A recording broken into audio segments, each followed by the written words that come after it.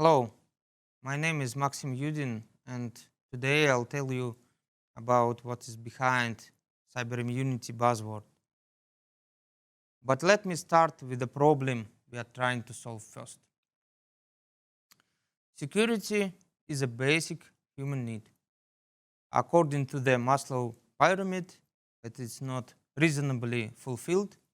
Other needs are not a priority for us. In the coming cyber age, our security, including the physical one, will increasingly depend on information systems that surround us. Everything around us will be a complex IT system. Our home, our devices, means of transportation, etc. What kind of security do we want in this age? Of course, IT systems that surround us must be protected and be able to protect us and our data. If we look at the current generation of our IT systems, we'll see that the security industry is struggling to catch up with the threat landscape. We invest hundreds of billions in IT security, but new threats emerge and our systems remain vulnerable and there is no solution on the horizon. Can we pin our lives on such fragile systems in the coming age? I don't think so. The challenges of the cyber age demand us to change the situation. We need to be able to trust the protection of our system to do its job. But how can we build such trust? One approach is trust in authority. We can put our trust in a person, a company, a country. We often do it. It's in our human nature. If a vendor says that this product is secure, we believe it. If those claims come from a reputable company. But there is a problem with this approach. As an example, I would like to remind you of Linus Pauling, a bright man who won 2 Nobel Prizes, one of them in chemistry. But he also wrote a book about miraculous properties of vitamin C. And millions believed him, even though his claims had no scientific grounds. The authority we put our trust in may deceive and fail us, willingly or not. The true trust is possible if you and I can verify something. If I drop a ball, it will fall according to the laws of gravity. Everyone can do it and verify those laws. We must strive to do the same with our IT systems. We need protection we can rely on. That's our first goal. But our second goal is to provide means to build systems with security properties that can be independently verified. The experts call this provable security. We call our approach to build such systems cyber immunity. Vast majority of cyber attacks are ineffective on a cyber immune system because such system was created using certain methodology. And today we'll look at how and why it works. Here is a simplified product development life cycle.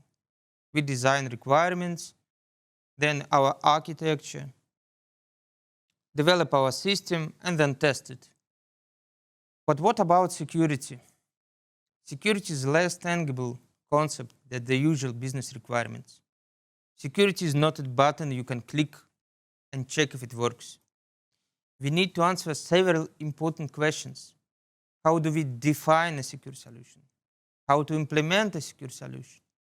How to prove that our solution is secure to our partners, clients, and governmental organizations. To answer those questions, we need to extend the product development lifecycle with additional steps. With the requirements, we define security objectives. When we design, we also do threat modeling. And when we develop our solution, we also need to implement security policies that will protect it. And when we test our product, we also need to verify those objectives. I'll try to explain each step using Industrial Gateway as an example. The first step is to set security objectives. But what is exactly a security objective? In Kaspersky, we define a secure system as a system that can achieve its objectives under any conditions. Sounds simple, right? Let's look at our gateway.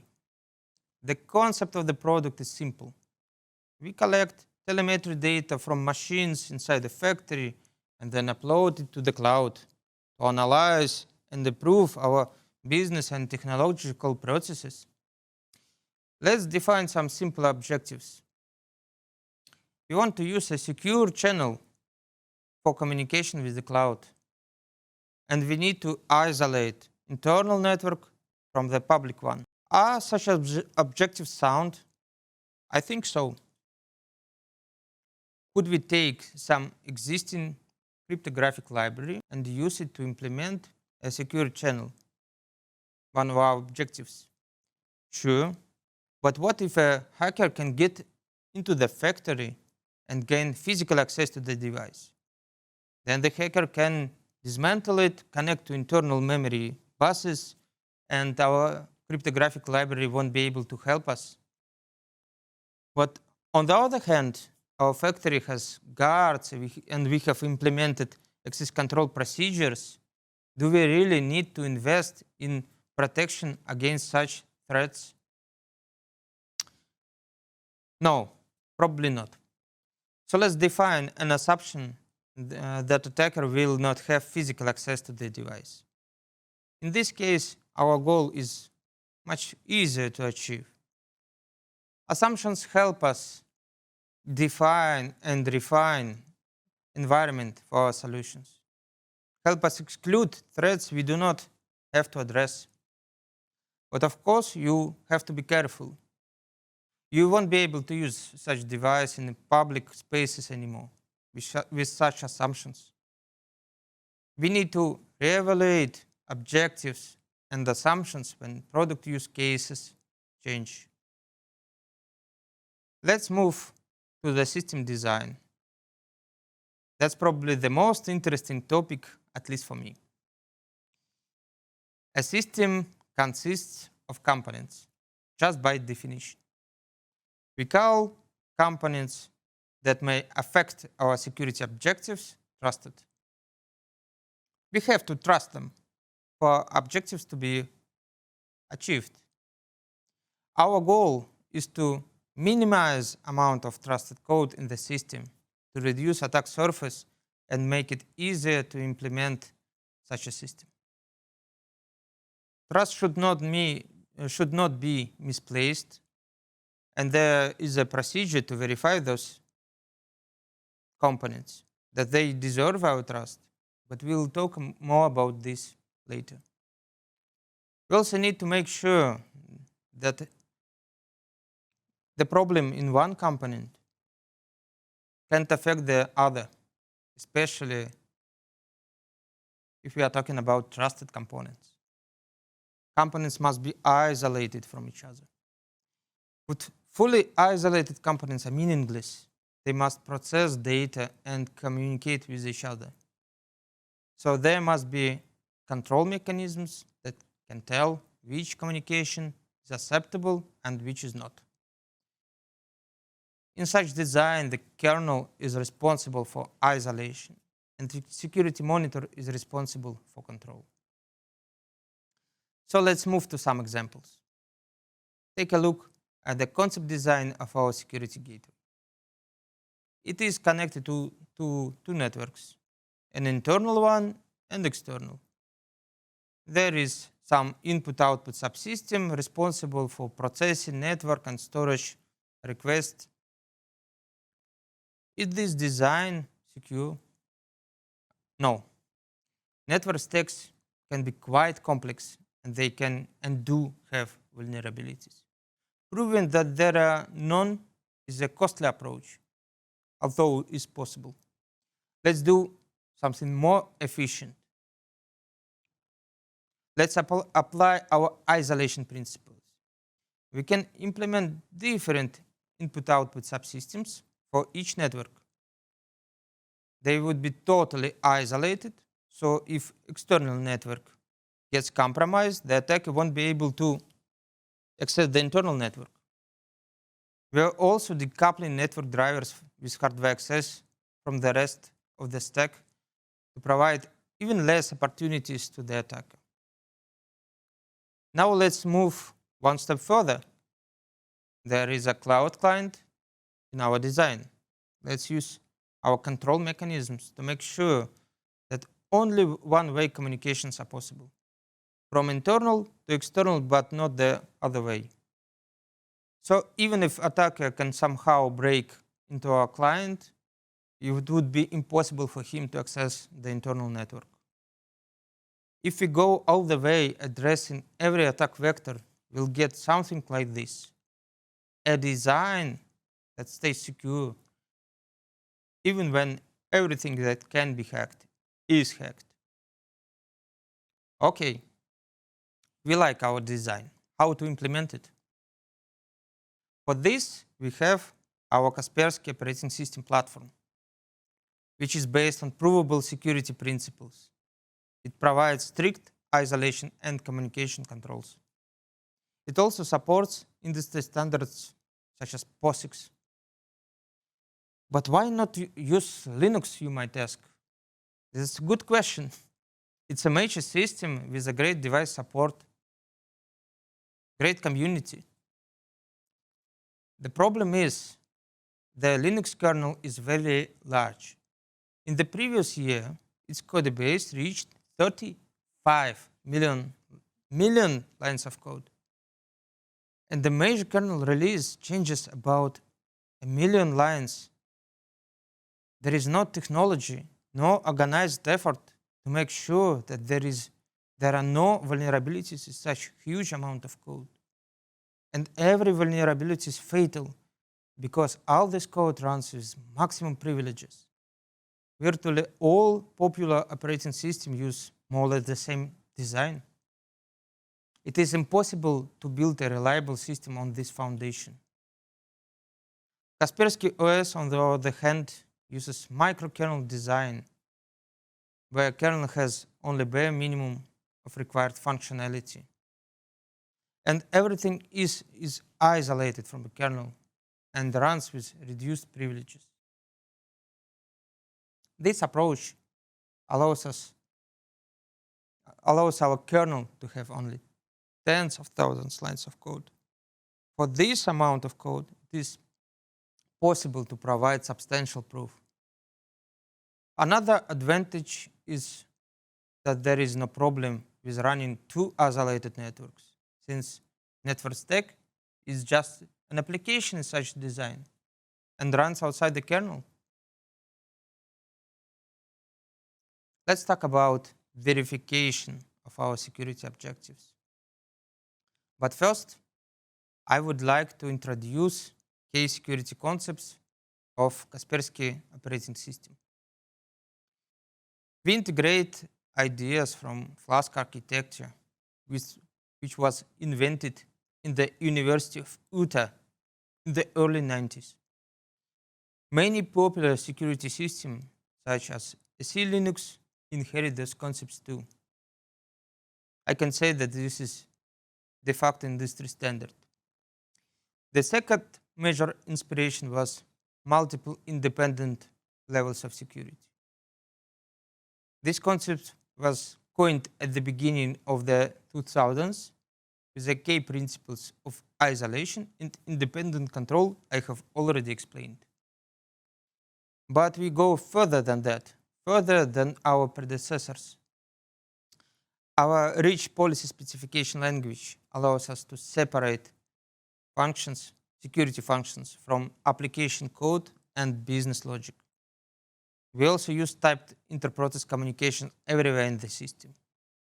So our security monitor can inspect any data. And finally, we solve the problem of security monitor complexity and trustworthiness with code generation. Let me explain this in more detail. The monitor is responsible for control of the communications in the system. It's a complex software, so how can we trust it? The answer is the monitor source code is generated from a system model. On one hand, we take a specification of the system that has all the company and security domains interfaces between them. On the other hand, we have a security policy that describes in expressive language that what communication should be possible in the system and under which conditions. Based on those two artifacts, we can generate full source code of the security monitor in C language. And since the monitor is based on a formalized model, we can also generate tests for many properties of the system. But what's also very important, we can publish those specifications and even the source code of the monitor and the evidence of its correctness.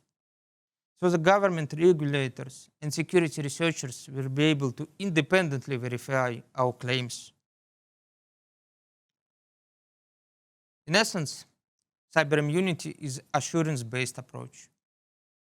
Software assurance is the level of confidence that we have in the software, that it is free from vulnerabilities and functions as we intended. As part of the approach, we have procedures according to which independent analyst team validates security objectives and verifies that the design of the product have no problems. If they find something, the product team will address it. Once design is agreed upon, we implement security policies based on this design. All communications not specified on under this design will be denied by the security monitor. So it's easy to see inconsistencies between the design and the code. The system will fail its tests. The process is iterative, and we try to keep it as agile as possible. We also do per component verification with code fuzzing, evaluation fuzzing, or code coverage evaluation fuzzing, mitigations, and so on. Paying the most attention to the security domains with trusted components. And we also do penetration testing by independent team to make sure we don't miss anything, even though with our approach it is unlikely.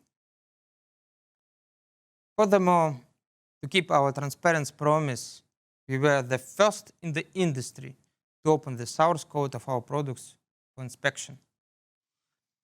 In our specially built Kaspersky transparency centers.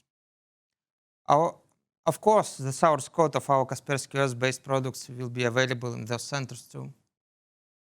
I would like to end my speech with a quote from a brilliant scientist, Anthony Hoare. He mentioned two ways of constructing a software design. One way is to make it so complicated that there are no obvious deficiencies. And the other way is to make it so simple that there are obviously no deficiencies. Our goal is the second approach. We aim to provide the best protection and make it so transparent that validity of our claims should be obvious to every engineer on this planet. Thank you very much.